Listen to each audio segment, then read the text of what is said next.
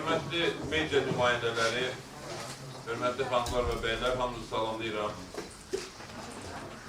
Təşəkkür edirəm ki, bugünkü mətbuat konferansına iştirak edirsiniz.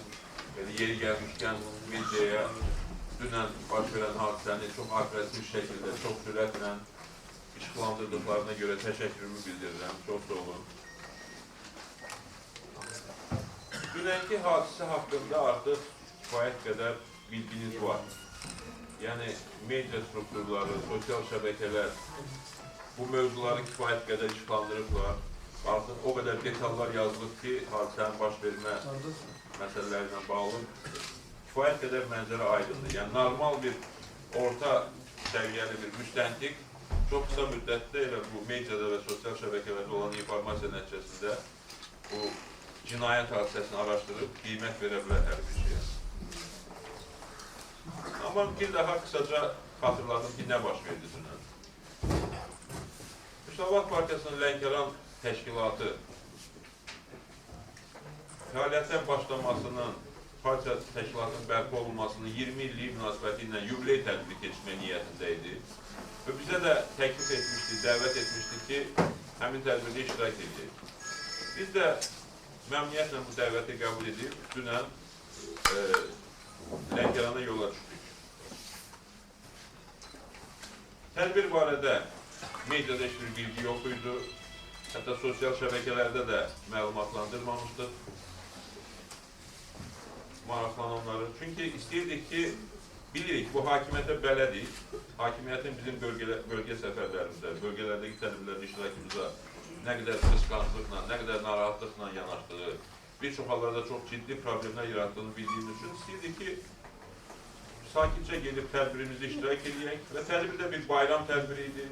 Bir şadlıq evlərindən, restoranlardan birisi ilə ilkin söhbətləri, danışıqları olmuşdu ki, orada tədbir keçiriləcək, bir çay süfrəsi açılacaq, orada bu 20 illik hadisə ilə bağlı, bərpa ilə bağlı söhbətlər ediləcəkdi, nitqlər söylənəcəkdi. Yəni, normal bir tədbir fikirləşilirdi. Burada hər hansı bir qeyri-adi siyasi tədbir və siyasi hətta bir aksiya kimi də bunu qiymətləndirmək olmaz. Bir bayram tədbiri idi. Və ona görə də mən fikirləşdim ki, bu səfərə mümkün elə sakitliklə getmək lazımdır. Mühafizə demək olar ki, götürmədim. Mənim mühafizəçi dostlarımın yalnız biri mənimlə birlikdə səfərdə iştirak edir. Eyni zamanda dostlarımız iştirak edir səfərdə. Arzu bəy iştirak edirdi, Gülağa bəy iştirak edirdi, Arif bəy iştirak edirdi, Sevinç xanım iştirak edirdi, Gənclər Təşkilatımızın sədri və müavinləri dostlarımız Tural bəy, Əhəd bəy, Rüfət bəy və Ülvi bəy iştirak edirdi və Mehman bəy də sağ olsun ki, Mehman Kərimli bizi müşahidə edirdi, səfərdə iştirak edirdi. Və Elman Fəttan, bu da Müsavat Məclisinin üzvü. Lənkəran şəhərinin girəcəyində birdən-birə bir neçə maşın, ciplər və başqa digər maşınlar bizim maşının qarşısını kəsdilər. Və maşından bir neçə nəfər düşdü, amma bir insanın üçün bəlli oldu ki, bir neçə nəfər deyil. Mən bir 40-50 adam gördüm orada bizim maşınları əhatəyə alan və hücum edən. Amma sonra bəlli oldu ki, və digər dostlarımız da dedilər ki, 40-50 adam deyildi, daha çox idi, bəlkə də 150, bəlkə daha çox insan iştirak edirdi aksiyada. Bizə hücum elədilər, söyüşlər, təhqirlər səsləndirməyə başladılar. Maşınlarımıza xətər yetirməyə çalışdılar. Məqsəd bizə xətər yetirməkdir, mənə xətər yetirməkdir. Və bu bir neçə dəqiqə bu hadisə davam etdi. Biz məsələnin böyüməməsi üçün hadisə yerindən kənarlaşmağa çalışdıq. Amma bunu da qarşısını almağa çalışırdılar. Və hətta bir an bir KAMAZ maşını faktiki olaraq bizim maşını vuraraq yolumuzu kəsdi. Amma bizim sürücülərin professionallığı və dostlarımızın, Arif bəyin, Arzu bəyin, Gülağa bəyin, digər bəylərin təmkinli və ciddi davranışı və gənclərimizin Tural, Rüfət, Əhəd və Ülvinin xüsusən dirəniş göstərilməsi nəticəsində mənə toxuna bilmədilər amma kifayət qədər öz əməllərini törədə bildilər. Gülağa bəyin ayağı ciddi şəkildə əzilibdir. Bizim Masalı Təşkilatının sədri Xasay bəy orada bizi qarşılayıb bizimlə birlikdə gəlirdi. onun gözü zədələnibdir. Digər dostlarımız, xüsusən gənclər fiziki dəqiqə məruz qalıblar orada. Və maşınlarımıza çox ciddi xəsər yetirilibdir. Mənim olduğum maşına da, Elman bəy maşına da, digər maşınlara da çox ciddi xəsarət yetirilibdir. Və biz hadisə ilə uzaqlaşandan sonra da bu maşınlardan bir neçəsi, ciplər və digər maşınlar bizi təqib edirdilər. Faktiki olaraq Biləsuara qədər bu təqib davam etdi. Yolda da bir neçə yerdə qarşımızı kəsməyə çalışıblar, hücumlar olubdur. Maşınlara yenə də xəsarət yetirilibdir. Yolda qəza vəziyyəti yaradırdılar, bizim maşınları ötməyə çalışmaqla, qarşımızı kəsməyə çalışmaqla. Bu, təxminən Biləsuara qədər bu şəkildə davam etdi. Biz, sürücülərimiz 102 nömrəsinə telefon açaraq vəziyyəti izah etdilər.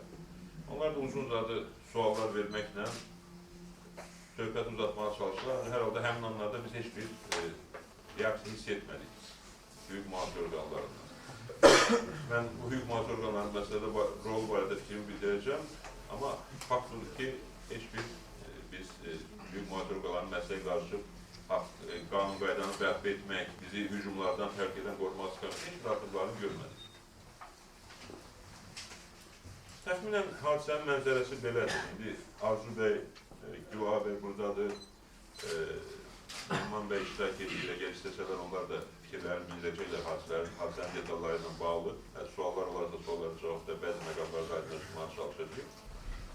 İndi çalışaq ki, bu hadisənin nə olduğunu qiymətləndirək. Lənkəran İcra Hakimiyyəti açıqlama verərək bildirib ki, bizim məsələdən xəbərimiz yox idi. Güya ki, şəhid ailələri, imkansız insanlar bizim Lənkəran gəlməyimizdən qəzəblənib, öz təşəbbüslərlə belə bir aksiya həyata keçiriblər və bizim Lənkərana gəlməyimizə etiraz ediblər. Yəni, ağlı başında olan heç bir şəxs buna inanmaz.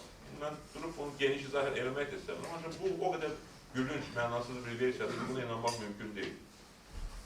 Əvvəla, bizim Lənkərana səfərimizdən heç kimin xəbəri yox idisə, şəhid ailələri deyilən, imkansız insanlar deyilən şəxslər hardan xəbər tutdular ki, biz Lənkərana daxil olmaq istəyirik? Hardan bildilər ki, hansı nömrəli maşınlarda biz gedirik? Hardan bildilər ki, İsa Qəmbər məhz hansı maşında və hansı tərəfdə oturubdur, əsas hücumlar da məhz o tərəfdən olur. Bunu hardan bilirdilər? Digər tərəfdən, şəhid ailələrinin müsavatə qarşı, İsa Qəmbərə qarşı nə qərəzi ola bilər, nə hücum ola bilər? Şəhid ailələri bizim başımızın tacıdır və hər zaman biz onların yanında olmuşuq, hər zaman da onlardan özümüzə sayğı görmüşük və bizim mövqeyimiz odur ki, şəhid ailəsinə yaraşan münasibət olmalıdır məmləkətdə. Övladını, yaxınını müharibədə qurban vermiş ailələrə ən yüksək səviyyədə hörmət olunmalıdır. Bu ailələrə dövlət qayısı olmalıdır, real bir dövlət qayısı olmalıdır. Bu yalancı müavinətlər, yalancı diqqətlər və müxtəlif vaxtlarda onların adından sui-istifadə etmək yox. O şəhid ailələri ən yüksək səviyyədə yaşamaları təmin olunmalıdır. Dediklərim eyni zamanda müharibə veteranlarına, müharibə əl illərinə aiddir. Onlar o səviyyədə yaşamalıdırlar ki, heç kimdən asılı olmasınlar və hər bir vətəndaş da, xüsusən gənclər də görsünlər ki, müharibədə iştirak edilmiş, vətənini, torpağını qorumuş insanlara həm ən yüksək səviyyədə xalq hörməti var, dövlətin münasibəti var, həm də onların dolanışlığı, yaşayışı elə yüksək səviyyədə təmin edilir ki, onların heç kimə ehtiyacı olmur. Bizim münasibətimizi və ölkəmizin bütün vətəndaşları kimi şəhid ailələri də, veteranlar da, əlillər də bizim bu münasibətimizi bilirlər. İmkansız adamlar nəyə görə hücum edilməliydi? Əvvəla o imkansız adamlar cibləri hardan tapır ciblərə minmişlər? İkincisi, imkansız adamlar əgər nədənsə narazıdırlarsa, bizdən niyə narazı olmalıdır? Onları imkansız hala gətirən Müsavat Partiyası, yoxsa Əliyev rejimidir, bu hakimiyyətdir. Yəni, bu tam cəfəngiyatdır. Və eyni zamanda bir sıra əlamətlər də bunun hakimiyyət tərəfindən bilavasitə təşkil edildiyini göstərir. Yəni, biz bu hücumla qarşılaşmazdan bir neçə dəqiqə əvvəl, təxminən hadisə yerindən 5-10 kilometr qabaq bizi yol polisi saxladı. Və yol polisi bir uzun müddət bizim sənədlərimizi araşdırdı, maşınların sənədlərini, sürücülərin sənədlərini. Xeyli bir-birindən məsləhətləşdilər, kimlərlə telefonla danışdılar. Bizim dostlar dedilər ki, arxa maşında oturan avtomobillərin birində bir polkovnik leytinant əyləşmişdi və sonra da müzakirə olundu ki, Polkovnik Reydinler ne zamandan yolda maşınları saxlamaqla və sənədləri saxlamaqla məşğul olur. Və hətta maşınlarımızın birinin sənədlərinin qaydasında olmadığını dedilər, bir müddət bizi ləngitdilər, sonra dedilər, yaxşı, gedin sonra həll edərsiniz o məsələləri. Biz o zaman fikirləşdik ki, yəqin hər halda araşdırıb gördülər ki, bir problem yoxdur. Çünki biz əslində qalsa yol polisindən də hər zaman hörmət görmüşük. Hər zaman qayda qanunla münasibət göstərirlər bizə. Hətta bəzən saxlayanda da biləndə ki, biz hər hansı bir tədbirə gedirik və tanıyandan sonra, biləndən sonra çox normal hörmətlə münasibət göstəriblər. Xırda-barıqda pozuntular olanda da yol hərəkətlə deyib, bəlkə filan məsələ görə saxlamışdıq. Biz də deyib ki, nəzər alaq. Yəni, münasibət belə olub həmişə. Amma indi bunların bu qədər müddət bizi orada saxlaması bizə aydın oldu ki, bu hadisə baş verədən sonra. Məqsəd bir tərəfdən maşınların nömrələrini dəqiqləşdirmək, kimin hansı maşında, hansı yerdə oturduğunu müəyyənləşdirmək olubdur. Və daha sonra isə o hücum dəstəsinə hazırlıq üçün zaman vermək məqsədi daşıyır bu hadisə. Və hadisə baş verərkən də ətrafda polislər var idi. Yəni, yenə də yol polisi nümayəndələri var idi, mülki geyimli polislər var idi. Onlar sadəcə müşahidə edirlər. Bizə olan hücumun qarşılanmaq üçün heç bir addım atmırdı. Bütün bunlar bu məsələnin hakimiyyət tərəfindən təşkil edildiyini şübhəsiz sübut edir.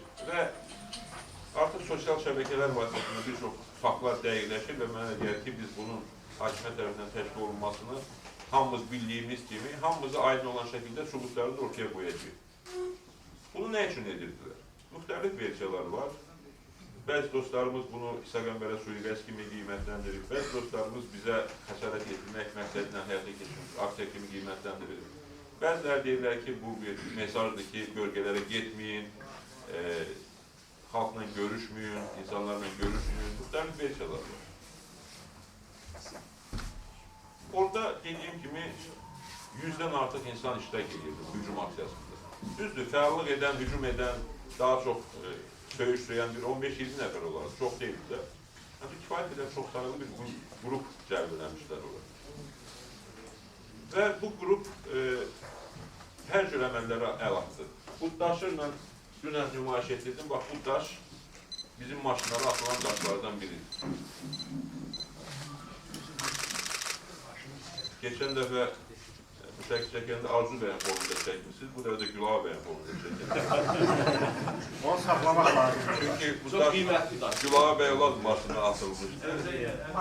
Arif bəyin olduğu, Gülağa bəyin olduğu, Sevinç xanımın, Mehman bəy, Elman bəyin olduğu maşına atılmışdı bu daş. Bu, mənim soyadım kimi Qəmbər daşıdır. Və bu daş, gülürsünüz, bu daş bir adamın başına dəysə, o adam salamat qalacaq, qalmayacaq, bəlli deyil. Bu daş maşının şüşəsini sındırıb maşının içinə düşür. Bu daş sərnişinlərdən birinə dəysəydi nə olacaqdı? Bu cinayətə görə kim cavab verəcək? İlham Əliyev, Ramiz Mehdiyev, yoxsa kim? Bax, bunu istəyirəm ki, hər tezcili düşünsün. Və ondan sonra bu hadisəyə, bu sui-qəsd edimi, nə edimi, hər kəs öz vicdanı qarşısında cavab verir. Eyni zamanda mən mediaya təşəkkürümü bildirdim ki, kim istəsə daşı yaxından da çəkərlər. Ancaq toxunmaq olmaz. Mediaya təşəkkürümü bildirdim. Hadisəni çox adrəsiz şəkildə işıqlandırdığınıza görə doğrudan da medianın gücü böyükdür, sosial şəbəkələrin gücü böyükdür. Qısa müddətdə bu məsələ ictimailəşdi və hər kəsə bəlli oldu, bütün dünya bəlli oldu. Çox önəmli bir şey. Amma eyni zamanda bəzi media strukturları bu hadisə barədə məlumata belə bir başlıq yazmışdılar. İsa Qəmbər vəhşicəsinə döyüldü. Bu nə professionallıqdır? Bu nə yanaşmadır? Mənə barmaq da toxundura bilmədilər. Bir tərəfdən maşınımı sındıra bilmədilər, şüşəni sındırmaq istəyirlər. Məqsəd şüşəni sındırıb məni çıxartmaq idi. Mən də hazırlaşmışdım, çox sakitcə müşahidə edirdim ki, şüşə sandan sonra o saat reaksiya verim və ən azı məni vurana qədər mən də özümü müdafiə edeyim. Amma sürücüm də çox təəccüblə sonra, hadisindən sonra dedi ki, maşının şüşələri möhkəm imiş. O qədər hücum edirlər, o qədər zərbə vururdular ki, maşına. Doğrudan da maraqlıydı. Mən maraqla müşahidə edeyim ki, sınacaq şüşə yox, sınmayacaq. Zirehli maşın. Alman yox, zirehli deyil. Zirehli deyil.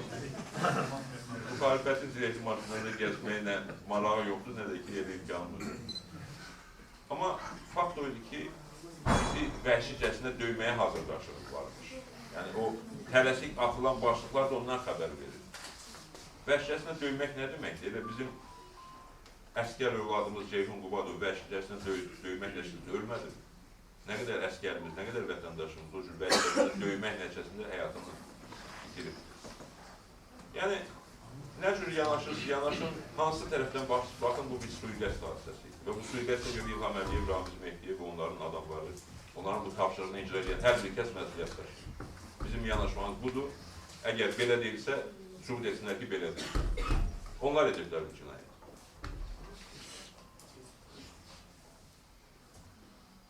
Bu məsələdə müxtəlif versiyalar söylənilir. Təbii ki, versiyaları da diqqətlə yanaşmağa hazırıq. Suallarınız olacaqsa fikirlərinizi bildirməyə hazırıq. Ancaq bizim mövqeyimiz budur ki, bu Əliyev rejiminin, İlham Əliyevin, Ramiz Mehdiyevin xalqımıza qarşı, vətəndaşımıza qarşı, siyasətçilərə qarşı, oponentlərə qarşı münasibətinin çox ayrı bir göstəricisidir. Hadisənin nəticələri haqqında da birinci kəlmə demək istəyirəm.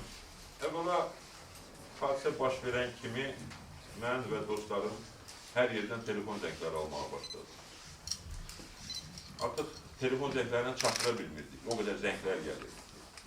Siyasətçilər, ictimai xadimlər, jurnalistlər, müsavatçılar, ölkəmizdən kənarda yaşayan insanlar sayısız hesabsız zənglər aldı. Yəni mən fikirləşirəm, kimiz adını çəkəcəm, kimiz adını çəkmərəm. Amma lazım olsa hamısı burada telefonda yazılıdır bütün adlar. Əli bəy zəng elədi, münasibətini bildirdi, narahatlığını ifadə elədi. Eldar Namazov zəng elədi, Vidadi İskəndərli zəng elədi, Navella xanım zəng elədi, Səadət xanım zəng elədi. Yəni saymaqla bitən deyil.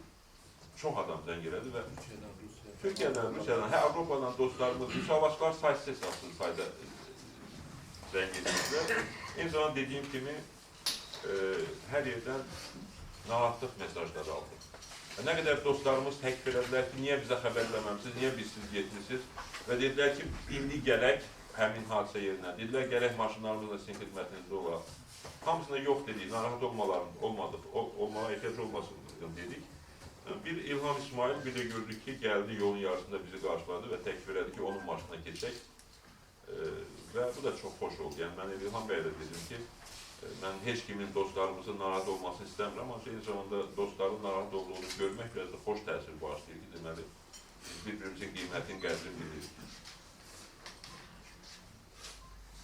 Mən bu məsələdən narahat olanlara, dəstək ifadə edən bütün dostlarımıza, adı çəkilməyən burada yüzlərlə dostlarımıza, hamısına Səfər bəy burada da o da zəng eləmişdir. Koordinat Şurasının üzvləri, müsavat rəhbərliyi, yəni saymaqla qutaran deyil, hamısına təşəkkürümü bildirirəm. Və çox sayda dəstək bəyanatları ifadə olundu, münasibət bildirildi bu məsələyə.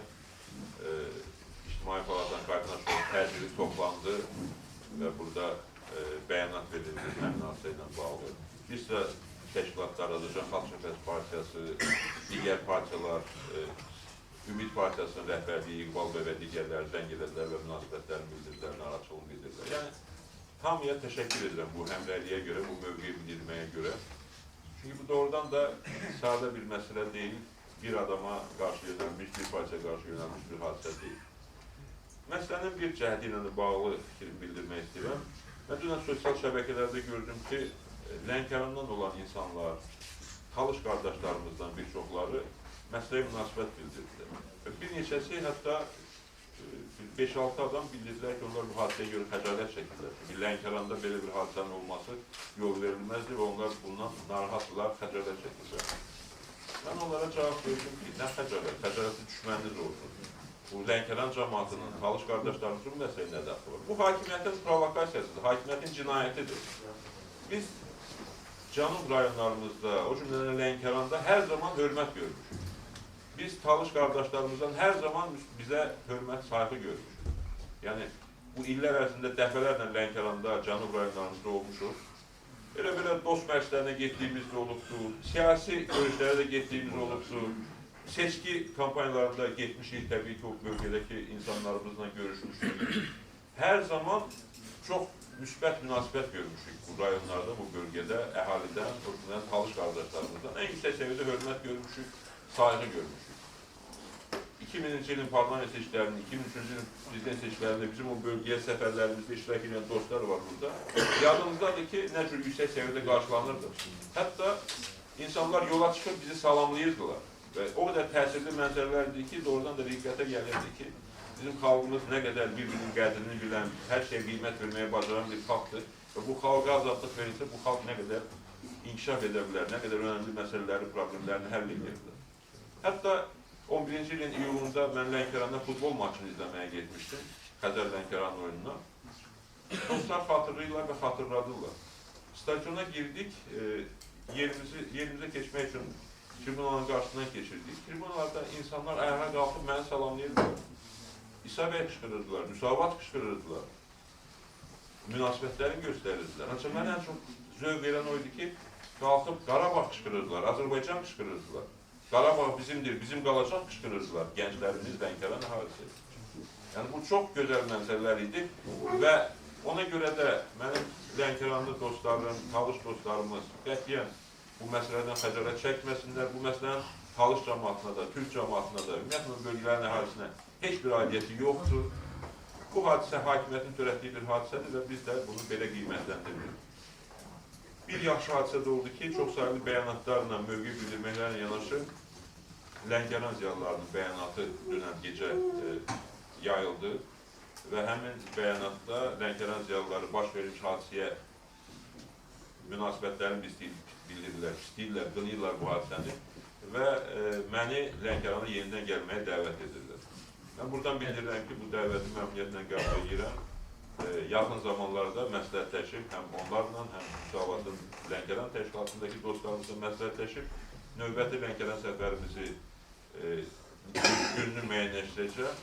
Bu dəfə də mühafizə ilə bağlı narahatlığım yoxdur, ancaq bu dəfə artıq öncədən sizə mediada müraciət edəcəm ki, mediada digər dostlarımız da, siyasi ictimai xadimlərimiz də kim istəsə bizlə bir yerdə gedib Lənkəranda bir yaxşı tədbir keçirək və göstərək ki, xalqımız birdir, xalqımız yekdildir. Bu xalqa qarşı zülm edən də, bu xalqı parçalayan da, bütün bu cinayətləri həyata keçirən də bu hakimiyyət Əliyev rejimidir. Mən hesab edirəm ki, bu hadisədən çıxan əsas nəticələr bundan ibarətdir.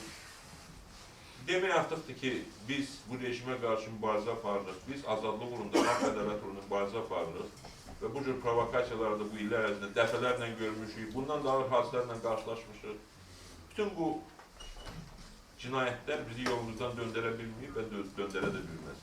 Biz yolumuza davam edəcəyik və biz qalib gələcəyik. Təşəkkür edirəm.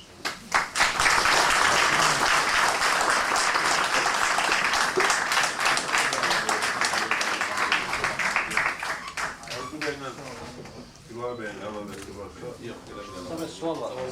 Orada suallara geçelim. Buyurun. Deməli, birinci təqdim edir, sual verən özünü təqdim edir. İdrak Abbasov bizim yol verirdi. Deməli, birinci bu sosial şəbəkələrdəki bəzi məsələlərdən səslənən bu işlər mənə kör elədi. Burada gözüm yaxşı görmür. Bəs biz çəkirik. Bəydi də neydi?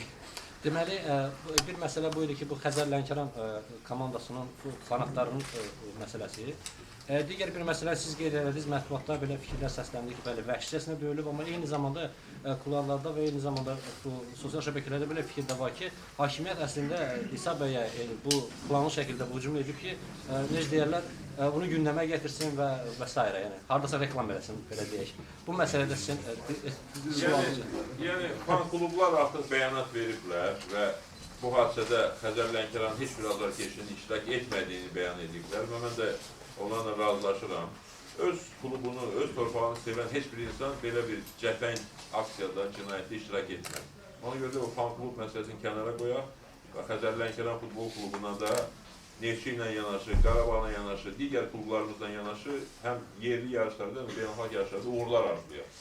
O ki, qalır reklam məsələsinə, yenə də Azərbaycanın böyük şairlərindən biri Əli Kərimin sözləri yada düşür. Məşhur olan bir şeiri var ki, düzdür, o sevgilisinə müraciətlə deyirdi ki, səni sevdiyimi biləsən deyə bu cavan yaşımda ölüm mü indi? İndi bu sözü də biz zaman xalqımıza münasibətdə bildiririk. Biz bu xalqın yolunda ölümə də hazırıq. Sabah da vurub öldürəcəklər və deyəcəksiniz ki, görürsən İsa Qəmbər hansı reklam məqsədi ilə bu ölümə gedirdi. Ona görə də bu cür düz istəyirəm, cəfəng versiyalara vaxtınızı, enerjinizi xərcləməyin. Biz yolumuzu gedirik və gedəcəyik. Qısa və azadlıqla. Daxili İşlər Nazirinə müraciət edəcəksiniz. Yəni 102-yə rəsmi müraciət edilibdir. 102 bu məsələni araşdırmalıdır. Faktlar ortadadır. Əgər onlar araşdırmayacaqlarsa, biz yəqin ki, məhkəməyə müraciət edəcəyik. Çünki bir cinayət hadisəsi baş verir, məhkəməyə müraciət edəcəyik. Yəni biz bu məsələnin siyasi bir hadisə olduğunu, məsələnin başında İlham Əliyevin, Ramiz Mehdiyevin dayandığı fikrindəyik. Amma bu bizim mövqeyimizdir. Hüquqi müstəvidə isə konkret addımlar olacaq və hüquqi müstəvidədə biz sona qədər mübarizə aparmaq fikrindəyik. Çünki burada söhbət, yenə deyirəm, sadəcə bir hadisədən getmir. Söhbət hakimiyyətin öz vətəndaşlarına yaratdığı təhlükədən gedir. Hakimiyyət vətəndaşının, o cümlədən siyasi partiya liderlərinin təhlükəsizliyini qorumalıdır. Amma bunlar bu təhlükəsizliyi qorumaq əvəzinə özləri təhlükə yaradırlar. Bax, bu məsələ təbii ki, məhkəmə müstəvisində araşdırılacaq və biz bu məhkəmə prosesində sona qədər getmək niyyətindəyik. Buyurun. İnformasiyalar yayıldı ki, bu işdə Zeynal Nağdəliyevin təşkilatçılığı əsas rol oynayıbdır. Çünki Lənkəran əsasən onun prosesində nəzarətindədir. Bu versiya nədir, inandırır? Yəni, onun əlinin olduğu barədə deyilənlərə inanırsınız. Yəni, bu tipli məsələlərdə heç bir versiyanı kənara qoyma olmaz. Ancaq mən düşünmürəm ki, Zeynal Nağdəliyev, o bilirsiniz ki, Ramiz Mehdiyevin müavinlərindən birində deyəsən, düşünmürəm ki, Zeynal Nağdəliyev, Ramiz Mehdiyevin xəbər olmadan, İlham Əliyevin xəbər olmadan belə bir təşəbbüsdə bulunan. Bilirsiniz, sizə bir söz deyim, mən Zeynalı tanıyıram. Yəni, o birlərin işim yoxdur. Zeynal mənim tələbə yoldaşım olub tarix fakültəsində 74-79-cu illərdə. Və normal da münasibətlərimiz olubdur. İstəyirəm, cavanlıq il, tələbəlik, davaya da düşmüşük, bir-birimizi müdafiə eləmişik, mən onu müdafiə eləmişim, o mənə müdafiə edib. Zarafatla o mənə Vasmo uşağı deyirdi, mən ona Yasıma uşağı deyirdim. Oyun qaydaları var idi, bir kodeks var idi. Və mən düşünmürəm ki, Zeynal belə gələliyə gedər. Hər halda o tələbə vaxtı mənim tanıdığım Zeynal belə gələliyə getməzdi. Amma tələbəlikdən sonra çox az görmüşəm, son 15-20 ildə də görüşürüz, yadıma gəlmir. Ola bilər ki, hakimiyyət insanları dəyişir. Yəni, bu cür hakimiyyət öz məmurlarını da, öz adamlarını da hər cür dəyişə bilər nəzərətdən.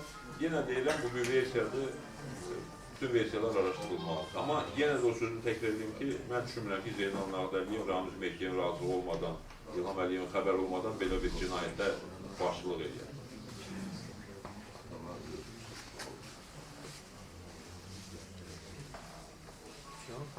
Hər şey aydınlıqda... Gələn dəfə gələndə xəbər edin. Buyurun.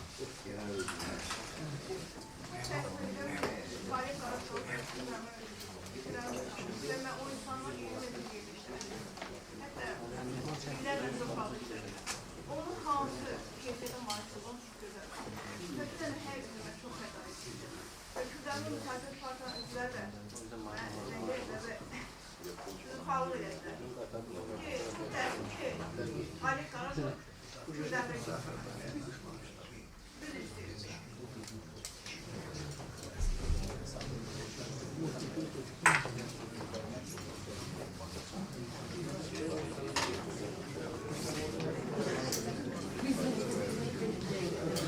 Yəni, bu mövzu kifayət qədər geniş bir mövzudur. Məsələnin çox müxtəlif çalarları var, mən də dəfət tanımadım. Ona görə təşəkkür edirəm. Biz bu məsələni araşdıracağıq və yolumuza davam edəcəyik. Və yenə deyirəm, bu hakimiyyət öz vətəndaşlığının təhlükəsini təmin etmir. Bu hakimiyyətsə nə üçün bu təhlükəsini təmin etmir, özü təhlükə mənbəyinə çevrilir. Bu məsələnin üstünə getməliyik. Biz bu məsələnin üstünə gedəcəyik sona qədər və inanıram ki, bizim mediadan olan dostlarımız da bu məsələni diqqətdə saxlayacaqlar. Amma eyni zamanda bir sözlə sizə deyim ki, yol vermək olmaz ki, bu hadisənin nəticəsində digər hadisələr kölgədə qalsın, gündəmdən çıxsın. Yəni, ayın 12-sində gənclərimiz möhtəşəm bir aksiya keçiriblər. Bu məsələ, ordudakı əskər ölümləri məsələsi gündəmdə qalmalıdır. bugün gençlerimizi, 12'sində saxlanmış gençlerimizi yenidən polisə və məhkəməyə dəvət ediblər. Onlara qarşı müxtəlif cəza tədbirləri nəzərdə tutulub. Media bu məsələni gündəmdə saxlamalıdır. Elşad Abdullayev video materialların nəticəsində bu hakimiyyətin ifşası gündən-günə dərinləşir. Bu məsələ gündəmdə qalmalıdır. Biz isə yolumuza davam edəcəyik və bu il, 2013-cü il çox önəmli bir ildir. Ölkədə vəziyyət dəyişmək, xalqın hakimiyyətini bərpa etmək üçün çox böyük şanslar olan bir ildir. Mən hesab edirəm ki, bütün bu son hadisələr, o cümlədən yanvarın 13-də Lənkəran şəhərinin yaxınlığında baş verir bu hadisə də ölkədə fəaliyyət göstərən ictimai-siyasi qüvvələrin, partiyaların, təşkilatların birliyinə əlavə bir təkan verməlidir. Aydın bir şəkildə bu həqiqəti gördük ki, hərəkət etməliyik, addım atmalıyıq. Necə ki, biz bəzi illər o qədər də etiraz aksiyalar, kütləvi aksiyalar keçirmirdik. Az qala hakimiyyət başlamış danışmağa ki, Azərbaycanda sərbəst toplaşma ilə bağlı heç bir problem yoxdur. Sadəcə istəyən yoxdur. Ancaq biz son illərdə ardıcıl sürətdə kütləvi tədbirlər keçirməyə başlayanda bəlli oldu ki, bu hakimiyyət sərbəst toplaşmanı faktiki olaraq qadağan edibdir. Faktiki olaraq ölkədə fövqəladə vəziyyət hökm sürür. Eləcə də indi, bu seçki ilində, təbii ki, mənim bu səfərim seçki səfəri deyil, seçki kampaniyasından birbaşa bağlı yox idi. Amma bu seçki ilində bizim fəallığımızı məhdudlaşdırmaq istəyirlər, görüşlərimizi, addımlarımızı məhdudlaşdırmaq istəyirlər. Və bu hadisə də həm də dediyim kimi mesajdır ki, bölgələrə getməyin, insanlarla görüşməyin. Ancaq mənə gəlir ki, biz buna əks nəticəni çıxarmağa bacarmalıyıq. Bu il fəallığı maksimum artırmalıyıq. Hər kəs hərəkətə gəlməlidir. Hər kəs bölgələrə getməlidir. Bölgələrdə mən inanıram ki, məsəl üçün bu hadisə oldu, indi Lənkəran ziyalılarının bəyanatını biz gördük, cəmiyyətin dəstəyini gördük və inanıram ki, hakimiyyətin bu provokasiyası qarşı alınacaq və biz gedib Lənkəranda və başqa bölgələrdə görüşlərimizi keçirəcəyik. Bunun üçün hamı addımlar atmalıdır, fəallıq atmalıdır və siyasi qüvvələr arasında vəziyyətin dəyərləndirilməsi, məsləhətləşmələrin davam etdirilməsi istiqamətində işlər görülməlidir. Mən bu dünənki hadisədən sonra verilən reaksiyaları, bildirilən münasibətləri qiymətləndirərək bir daha xatırlatmaq istəyirəm ki, mənim Azərbaycanın heç bir vətəndaşının heç bir problemi yoxdur, ola da bilməz. Və mənim Azərbaycanın heç bir siyasətçiliylə heç bir şəxsi problemim yoxdur, ola da bilməz. Mən bütün siyasətçilərimizi də, ictimai xadimlərimizi də, medianı da, ziyalılarımızı da, hər bir vətəndaşımızı da fəallığa, mövqe nümayiş etdirməyə və bu il bu hakimiyyətin gürovluğundan xalqımızı tutarıb Azərbaycanın azad bir ölkə kimi yaşamasını təmin etməyə, ölkədə köklü cəmaətin dəyişikliklərində ciddi addımlar atmağa, ciddi uğurlar əldə etməyə çağırıram. İnanıram ki, hər birimizin birgə səyi ilə biz buna bu il nail olacağıq. Təşəkkür edirəm, çox sağ olun.